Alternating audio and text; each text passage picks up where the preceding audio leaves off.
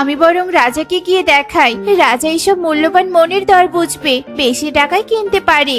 টুনি তার মণি নিয়ে রাজপ্রাসাদে পৌঁছায়। রাজা ঈগল টুনিকে দেখে বলে, কি ব্যাপার টুনি, তুই রাজপ্রাসাদে এসেছিস যে? কারণ আমি বিচার আছে নাকি?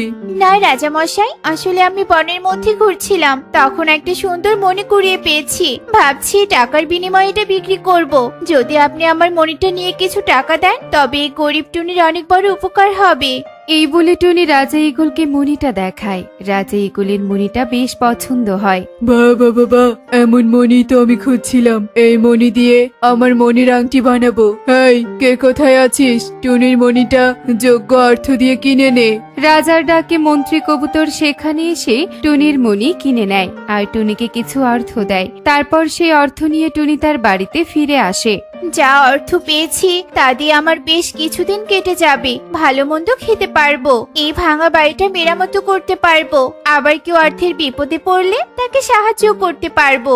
যাই, আগে আমার জন্য কিছু খাবার কিনে নিয়ে আসি আর এই বাড়িটা ঠিক করি।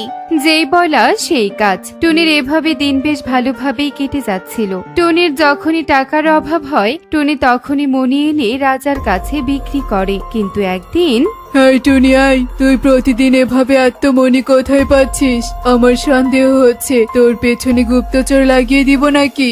এ মানে, ওই যে বলেছিলাম না রাজা মশাই, বনে ঘোরার সময় মণি কুড়িয়ে পেয়েছি, এখনো তো রোজ রোজ বনের গভীরে মণি কুড়িয়ে পাই।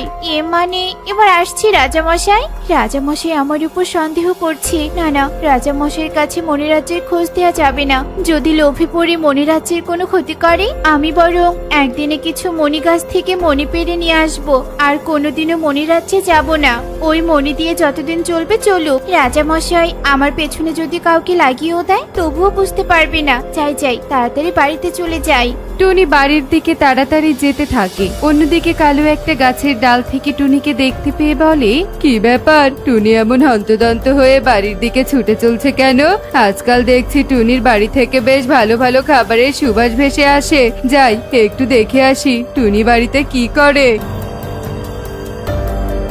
আর দেরি নয়, এই বাটিতে জল খেয়ে তাড়াতাড়ি মণিরাজ্যে যাই, আজকে আমার শেষ সুযোগ। এই বলে টুনি আবার আগের মতো জলের বাটি থেকে জল খেয়ে মণি রাজ্যে চলে আসে। কিছু মণি নিয়ে পুনরায় ফিরে আসে আর বলে, এতগুলো মণি ঘরে রাখা ঠিক হবে না, কখন কে নজর দিবে ঠিক নেই। যাই, কোথাও লুকিয়ে রেখে আসি। একই দৃশ্য দেখলাম আমি। টুনি এই বাটিতে জল খেয়ে একদম হাওয়া হয়ে গিয়েছিল, আবার কতগুলো মণি নিয়ে এসেছে।